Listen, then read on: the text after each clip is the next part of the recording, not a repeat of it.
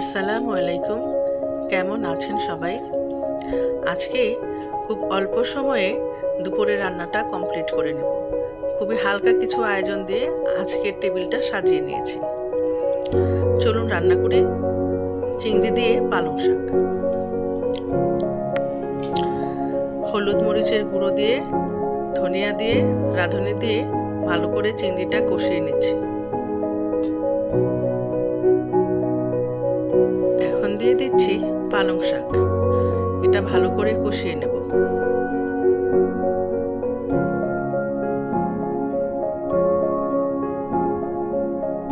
আরেকটি কড়াই নিয়ে নিয়েছি আমি করলা ভাজি করার জন্য।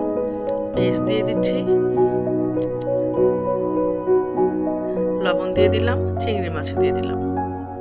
একটু ভেজে নিয়ে করলাগুলো দিয়ে দেব।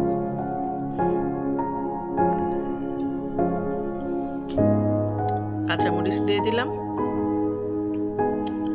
পালং শাকটা হয়ে এসেছে, করলাগুলো দিয়ে দিচ্ছি।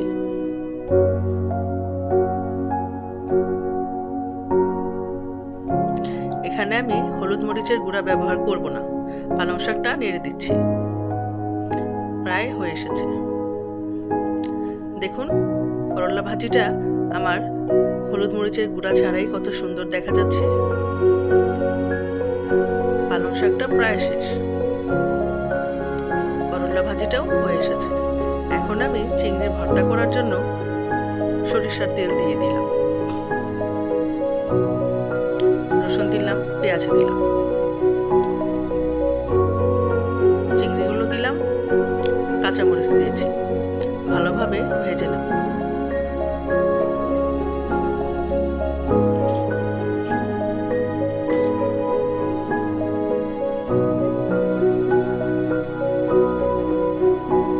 লবণ দিয়ে দিলাম।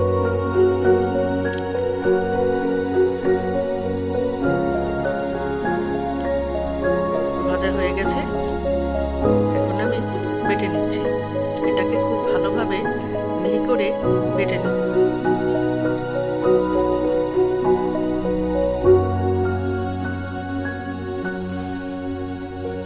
হয়ে গেল আমার চিংড়ি ভর্তা।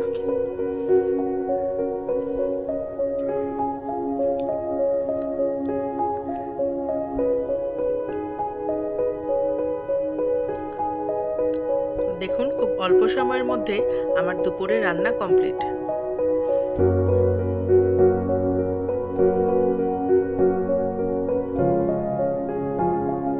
ধন্যবাদ।